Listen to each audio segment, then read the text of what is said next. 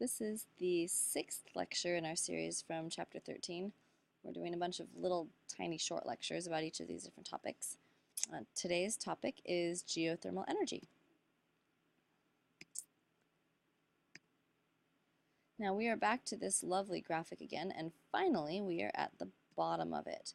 So geothermal energy, just want to be perfectly clear, geothermal energy is not energy from the sun. Not at all. Geothermal energy, the way we're going to discuss the electricity generation portion, is energy from nuclear reactions that are taking place in the core of the Earth. Now there's also another type that we'll discuss during this lecture, and I hope I can make the two of them clear enough. But either way, geothermal energy is unrelated to the sun. So we're not talking about solar energy here. Hopefully everyone's got that. So there are three types of geothermal energy we're going to discuss. It's three different systems and three different purposes. So the first one is geothermal electricity generation. This is where we are trying to produce electricity using the heat from the center of the Earth. So we capture that heat from superheated water or geysers or magma, things like that. We're talking like plate tectonics. We're talking like there's lava that's right below the surface of the Earth. Maybe you live on a volcano. You can use the heat from the center of the Earth, if there's enough of it reaching the surface, to boil water, produce steam, and turn a turbine. The spinning turbine connected to a generator is what produces electricity. So the first type of geothermal energy actually does use the heat from the nuclear reactions in the core of the Earth. That's geothermal electricity generation. Now the next two types are different, and I hope I can explain it well enough that you guys can get it. If you have questions, as always, let me know. So geothermal heating. Now most people automatically assume that means heat from the center of the Earth, but in reality it doesn't have to be. The average temperature of the Earth, of the ground, about 300 to 600 feet down, is 55 degrees Fahrenheit. Now that may not sound like it's warm enough for you to capture the heat and bring it up into your house and warm your house up. But if you live in the Midwest and you're talking about a winter that's getting down to negative 20 degrees Fahrenheit, 55 is sounding pretty warm. And there are systems we can use to increase that temperature even more. Now geothermal cooling takes advantage of that 55 degrees during the summer. So if you have, during the summer, it's 80 degrees, 90 degrees out, 100 degrees out, and you want to run an air conditioner, rather than running an air conditioner, we use this 55-degree ground in order to cool off the air inside our house. So we're going to go through each of these separately, but just remember that the only one that actually uses the heat from nuclear reactions in the core of the Earth is the geothermal electricity generation, where we're trying to capture superheated water or geysers or hot springs or things like that. So, quiz question for you. All of the following are forms of solar energy except A, photovoltaic cells, B, wind energy, C, hydroelectric, D, biomass, or E, geothermal. Go ahead and think for a minute. Pause if you need to.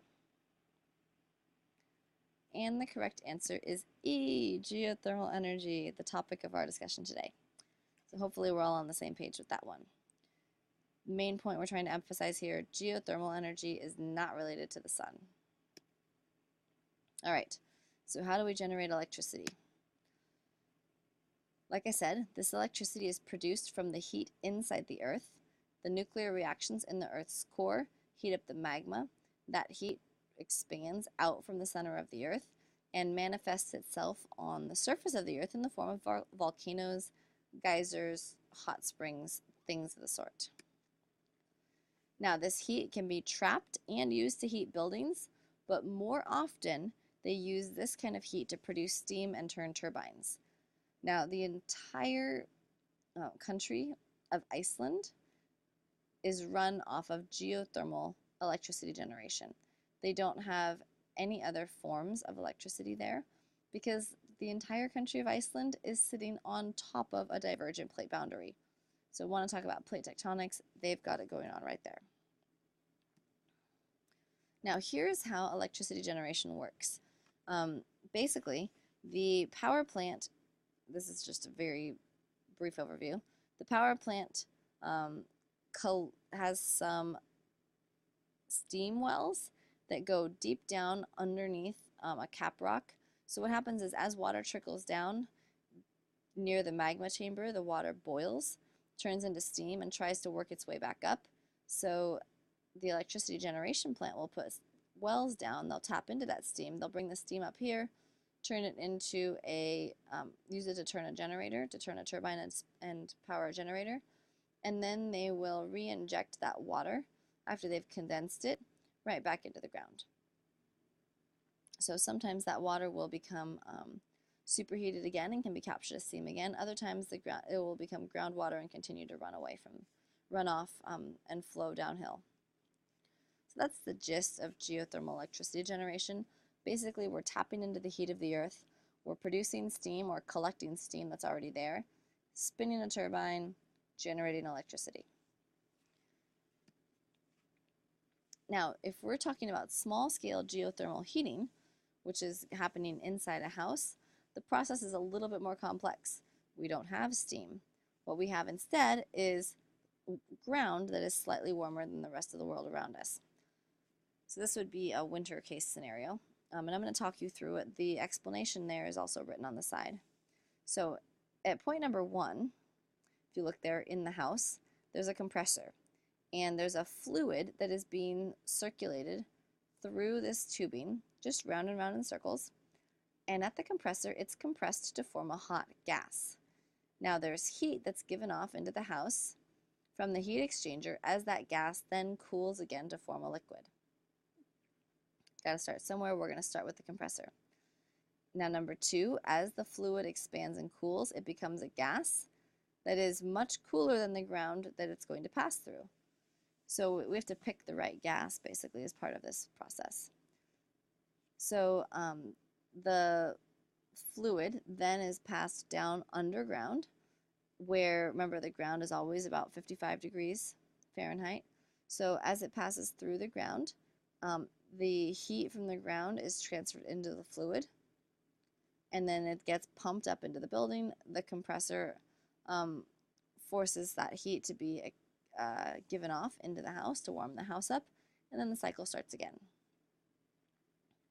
So basically, we're using the properties of gases and being able to put them under pressure and then release that pressure. We're using those properties to heat up the house. Now, if you notice here, the compressor is going to require some energy. So this is not a neutral system. It's not an energy neutral system. It actually requires the input of energy to run the compressor and the pumps and everything.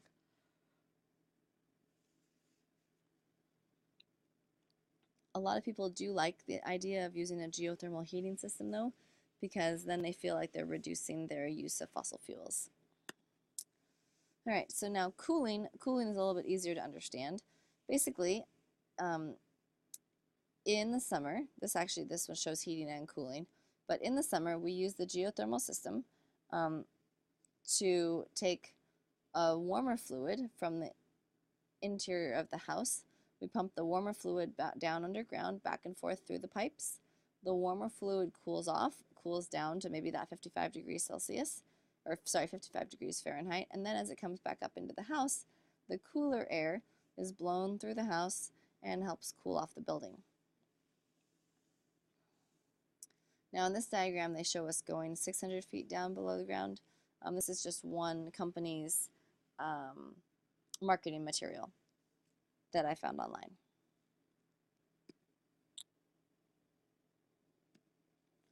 All right, final quiz question for you. Which of the following rely on heat from nuclear reactions in the core of the Earth?